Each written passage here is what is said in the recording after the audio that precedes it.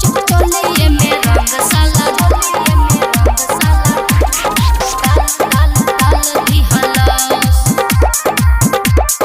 डाल दी हलस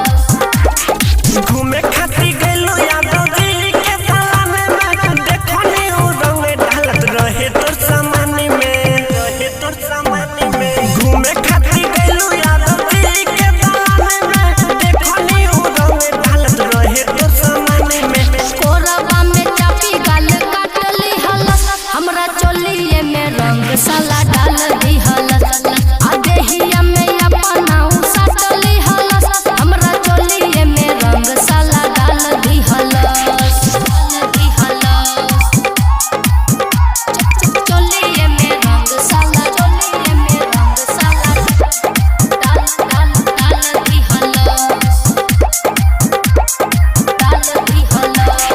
बंद कर दिलस उ त हमारा के घर में हो हमारा के घर में डाल दिलस रंग काऊ तोहरा भीतर में बंद कर दिलस उ त हमारा के घर में डाल दिलस रंग काऊ तोहरा भीतर में पकड़ के चोली हमर फाड़ दे हलस साला यादव जी के बेटा रंग डाल दी हलस आ देहिया में हमारा उ साटली हलस साला यादव जी के बेटा रंग डाल दी हलस चोलिए में रंग साला चोलिए में रंग साला डाल दी हलस